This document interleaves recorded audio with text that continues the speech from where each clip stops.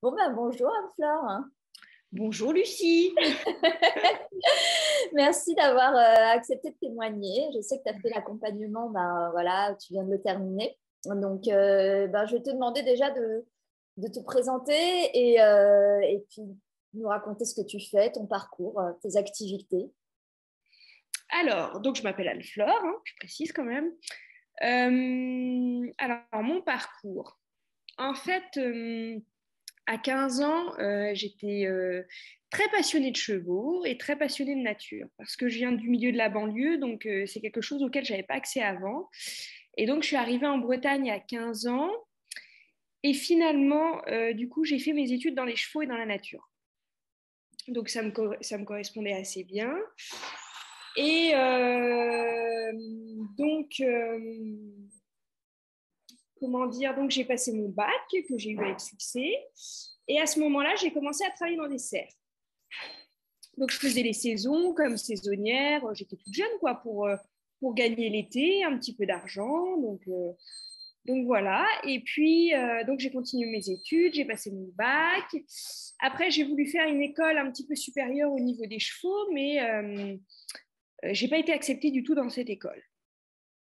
Donc je me suis dit, bon, c'est pas grave, je vais rebondir. Donc je suis retournée en Bretagne. À cette époque-là, j'étais à Rouen et je vais redemander du travail. J'avais besoin de travailler de toute façon.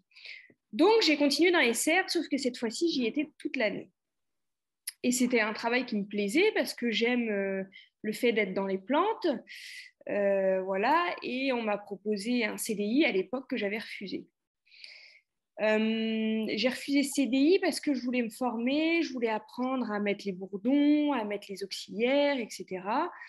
Et, euh, et donc, on m'a envoyé en formation. Donc, j'ai passé un BTS horticole spécialisé sous serre. Donc, voilà comment ça s'est passé. Et puis, le temps a passé. J'ai rencontré mon conjoint. Et finalement, je suis passée donc chef de culture. Et au fil du temps, je me suis retrouvée à m'occuper de la serre entièrement. Et donc, au bout d'un moment, en fait, on m'a proposé carrément de racheter la structure. À l'époque, j'étais très jeune, je ne savais pas vraiment dans quoi je m'embarquais, donc j'ai racheté la structure. T'es quoi, très jeune? J'avais 23 ans, Ah oui, d'accord. Donc, tu es devenue chef d'entreprise à 23 ans, c'est c'est ça, ça, hein? c'est ça. Donc, je suis devenue chef d'entreprise à 23 ans. Bon, je me suis lancée, voilà, un peu tête baissée, quoi. Ça me plaisait d'avoir mon outil, etc. Puis, je m'en occupais déjà. Donc, finalement, c'était pas, c'était pas une sortie de mes habitudes ou c'était pas quelque chose que je connaissais pas, mis à part tout le côté compta et gestion, quoi. Donc, j'ai racheté ma première structure. Ensuite, donc, il y avait la serre d'à côté, en fait, qui n'était pas à moi, mais dont je m'occupais également avec mon mari. Et donc, cette serre-là a été arrêtée. Et puis, j'ai trouvé une autre serre, en fin de compte, complètement abandonnée, que j'ai entièrement retapée. Et donc, j'ai fait ma deuxième installation, du coup, sur un deuxième site. Donc, voilà comment ça s'est passé. Et puis, bah, j'ai grossi comme ça, petit à petit, quoi. Et en fait, je me suis retrouvée à avoir plusieurs entreprises, à avoir des groupements, etc. Et donc voilà, j'en suis là aujourd'hui. J'ai plusieurs sites, plusieurs équipes, plusieurs structures. Et tu Et gères donc, combien de personnes, du coup? en été, entre toutes mes structures, j'ai frôlé entre 50 et 60 personnes. Ah, c'est beau, d'accord. Super. Voilà. Donc D'accord. vraiment énormément de monde, mais finalement, mes entreprises évoluent, mais j'avais besoin d'évoluer en même temps. Donc Hmm. voilà, parce qu'il faut bien se rappeler que je suis passée par la case salariée, quoi. Ah, bien sûr. Voilà, c'est pas la même chose. L'apprentissage, en fait. Voilà, c'est ça. J'ai vraiment tout appris de mes mains, quoi. Voilà. J'ai fait beaucoup de visites, toujours aujourd'hui, je fais beaucoup de visites pour apprendre, pour améliorer, pour changer les choses.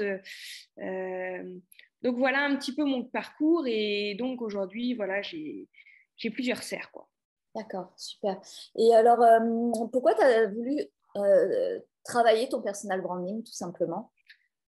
En fait, fin d'année dernière, parce que j'ai eu donc mon troisième bébé, euh, à l'origine, j'étais censée prendre un congé parental que je n'ai pas pu prendre parce que les choses ont fait que je me suis associée sur une autre structure, en fin de compte, une autre structure. Et sur cette structure-là, c'est-à-dire qu'il fallait que j'entame le travail très vite parce que sinon, l'année, elle était foutue, quoi. Enfin, c'est très saisonnier, hein, les serres. Donc, j'ai pas pu prendre ce congé parental et ça m'a énormément frustrée.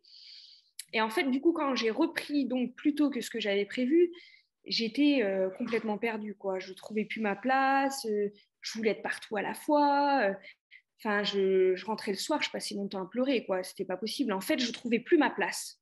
Je n'arrivais plus à savoir quelle était mon identité. C'est-à-dire que je me suis même demandé à faire une reconversion, quoi, tellement j'étais complètement perdue, quoi. Et donc, je me suis dit, il faut faire quelque chose. Donc, j'ai commencé à suivre des gens un petit peu sur les réseaux. Voilà. Et puis, je me suis dit, de toute façon, la personne dont j'ai besoin, je vais l'attirer et on va s'attirer mutuellement. Donc, voilà, je crois beaucoup à ces choses-là. Et donc, voilà, c'est comme ça que j'ai commencé à te suivre. D'accord. Donc voilà, c'est comme ça que ça s'est fait. C'est-à-dire que j'étais à la recherche de la personne qui arriverait à me remettre à ma place. Ouais, à te réaligner, en fait. C'est ça, voilà.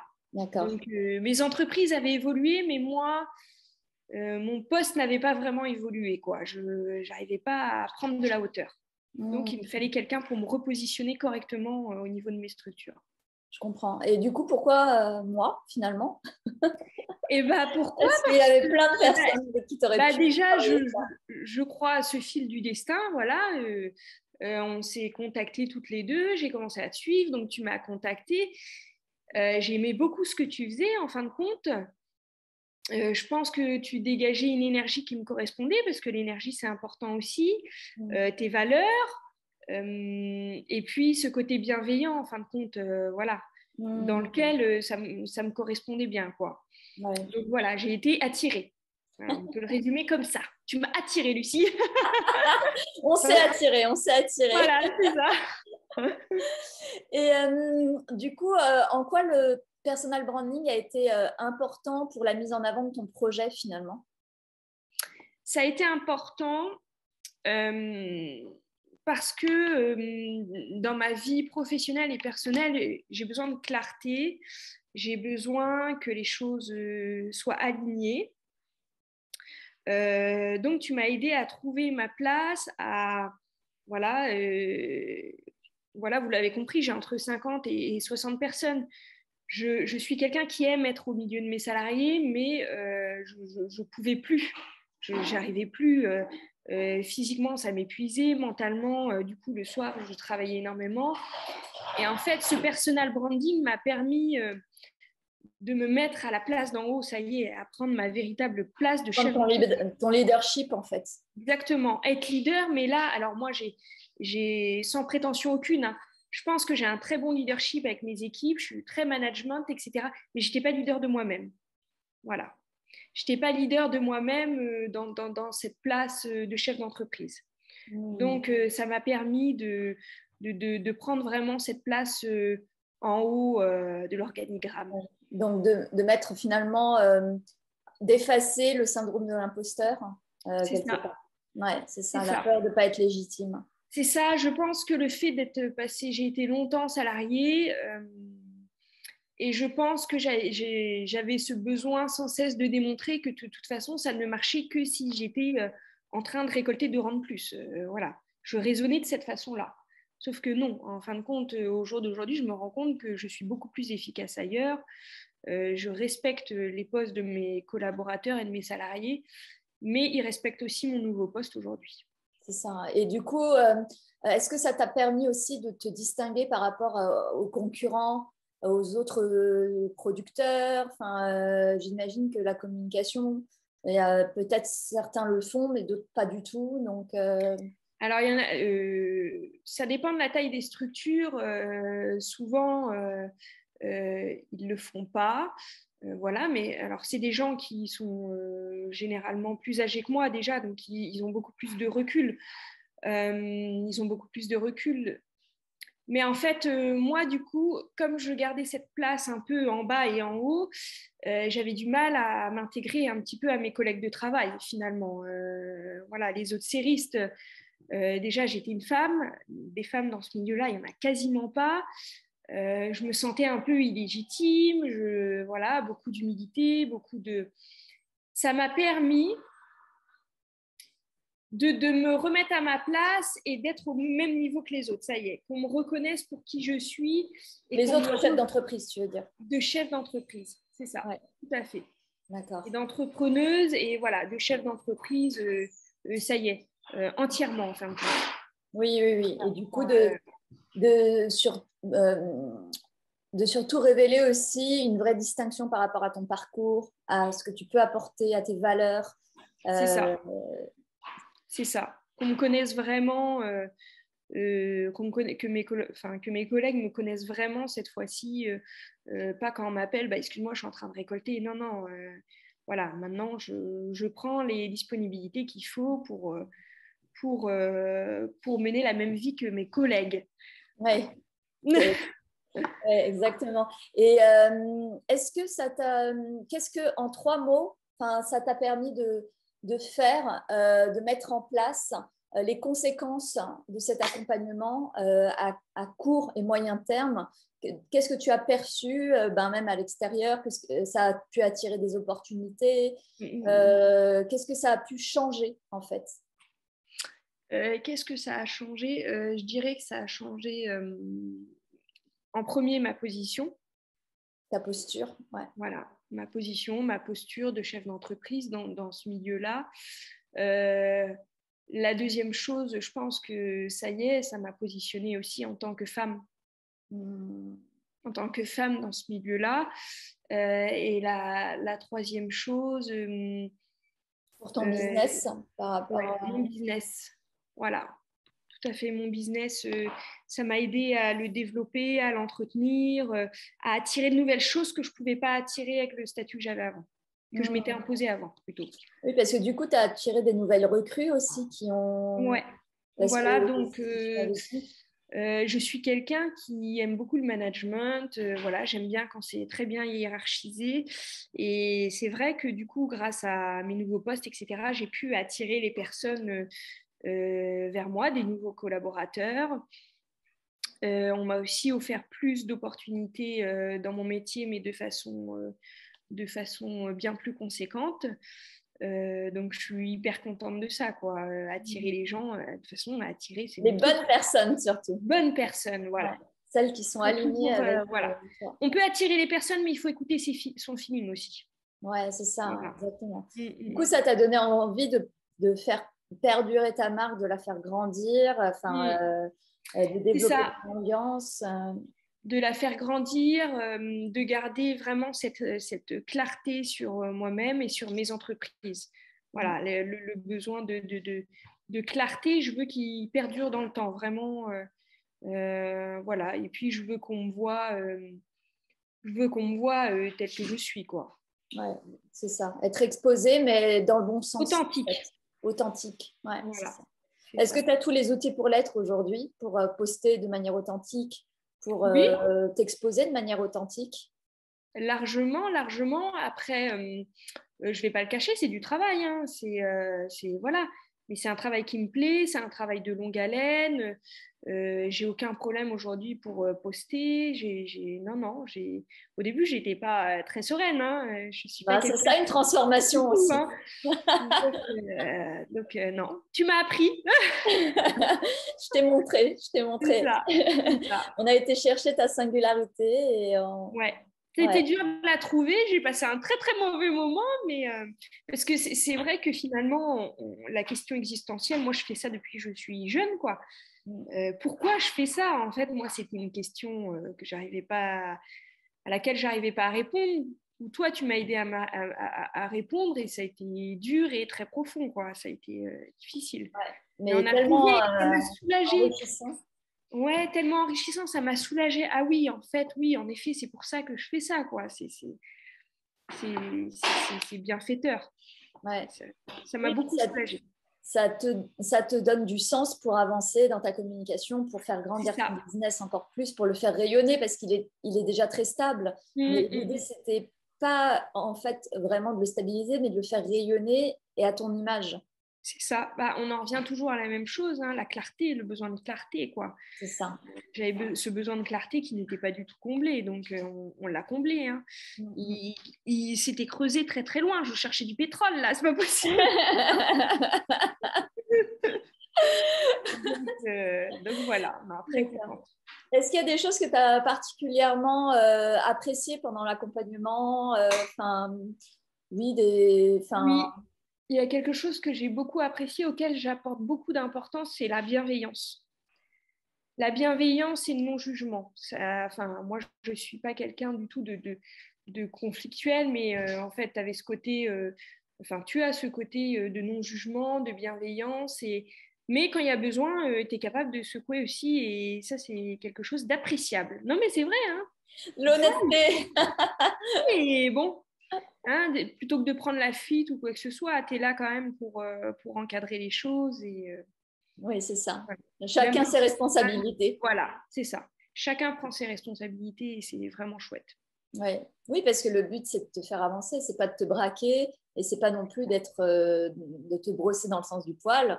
Mais l'idée, c'est si tu es venu, c'est que tu es venu chercher quelque chose. Exactement. Donc voilà. Ok. Il faut prendre ses responsabilités jusqu'au bout. Oui, c'est clair. Et aussi, j'ai une autre question. Est-ce que les blocages et les croyances que tu avais, tu as réussi à les dépasser? Lesquelles, par exemple? Heureusement pour moi, parce que ça aurait été compliqué, je pense, de continuer. Si je continuais à avoir ces croyances et ces limites, je pense que ça aurait bloqué après, même sur mes entreprises, quoi. Ça avait créé un blocage en moi. Sur mes entreprises, ça se ressentait pas trop, mais je pense qu'au fil du temps, ça aurait pu être compliqué. Voilà, je suis le leader de mes entreprises. Si je suis pas alignée avec moi-même, ça marche pas, quoi. Ouais, C'est pas possible. Et voilà, tout se finit par se transposer sur le reste. Hein. Ouais, et puis peut-être, est-ce que l'idée de parler de ton histoire aussi, c'était quelque chose qui te bloquait au début? Oui, ça me bloquait parce que je me sentais pas légitime. Je me sentais pas légitime alors que j'avais aucune raison de l'être. Voilà, j'ai fait tout ce qu'il fallait pour en arriver là où j'en suis aujourd'hui, quoi. Donc voilà, j'ai remis l'église au milieu du village, si on peut dire, quoi. J'adore cette expression. Il était temps parce qu'elle était loin, l'église. Non, c'est super, génial. Donc là, tu te sens bien, aligné, ouais, ouvert. me sens bien. Voilà, j'ai pris une autre dimension. Je fais beaucoup de formations en ce moment, voilà. Donc voilà, mais parce que j'en ressens le besoin et donc je m'écoute. Donc formation à fond, à fond, à fond, tant qu'il y a besoin. J'ai cette soif d'apprendre, j'ai cette soif de challenge, de défi. Donc Oui, parce qu'en plus, on s'est quitté il n'y a pas très longtemps. Je t'ai donné des petites choses à faire parce on fait le suivi sur l'année. Et ça. là, j'ai le sentiment que tu es super motivé. Tu m'as dit tous tes projets que tu avais commencé à embrayer. C'est top, quoi. C'est ça, c'est ça. Je suis toujours à fond et je pense que quand on est lancé, il ne faut pas s'arrêter parce que sinon... Après, certes, ça peut prendre du temps. Hein. Moi, je suis quelqu'un avant qui était très impatiente et maintenant, je suis capable de me dire qu'un projet ne se fera pas sur un mois, quoi. Voilà, ça prend du temps, mais on prend le temps qu'il faut. Donc voilà, donc je me forme à fond et puis je continue d'évoluer. Super. Et à qui tu pourrais en fait recommander de travailler son personal branding, encourager de le faire pour toi? Enfin, c'est à quel type de personne, d'entrepreneur ou de personne de manière générale? Je pense que ça peut se proposer à beaucoup de types de publics. Je pense même se réaligner avec soi-même. Je pense que ça concerne énormément de gens finalement. Des gens qu'on voit dans la vie de tous les jours, qu'on sent, parce que moi je suis quelqu'un qui ressent les émotions quand quelqu'un rentre dans la pièce et je me dis, oh, cette personne-là, elle aurait besoin de travailler sur elle-même, quoi. C'est pas possible. Mais ça peut aller d'une personne qu'on voit tous les jours à quelqu'un de très haut placé, quoi. Voilà. En vue de développer au mieux son activité. Hein. C'est pas Ouais, que du développement personnel, bien sûr. Ouais. Bah, c'est-à-dire que si on veut que son activité marche, il faut que personnellement, on soit aligné avec soi-même, quoi. Ouais, pour avoir la bonne posture. C'est ça, sinon ça peut pas marcher. Ouais, non, c'est Donc, clair. Ok. donc voilà. Ok. Bon, bah, merci beaucoup, Anne-Laure. Anne-Flore. Combien de C'est trop fois beau. Ah non, mais combien de fois? Combien de fois? Et pourtant, je l'écris très bien. À chaque fois, je t'écris avec le bon prénom. Mais c'est ma langue qui fourche. Non, mais j'étais en formation les 2 derniers jours. C'était Anne-Laure aussi. J'étais obligée de reprendre à chaque fois. Je l'ai imprimé. C'est pour moi.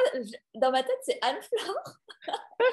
Mais la langue, voilà, elle va toute seule. On la connaît pas, Anne-Laure. On ne l'a jamais vue. C'est ça. Anne-Flore. C'est ça. Voilà, c'est ça. On va y arriver. Oui, c'est ça. Bon, bah, génial. Merci beaucoup pour tous ces mots, pour ce témoignage si honnête, si bienveillant, toi aussi. C'était un plaisir de t'accompagner et puis on va continuer C'est sur. pas fini, hein. Ouais, c'est pas fini, mais là, c'était sur les 3 mois, les Ouais. 3 mois, on va dire, intensifs, où on se voit, tu vois, chaque semaine. Hein, et maintenant, ça va être, on va faire le suivi, on va faire perdurer les actions et on va faire rayonner ton image. Oui.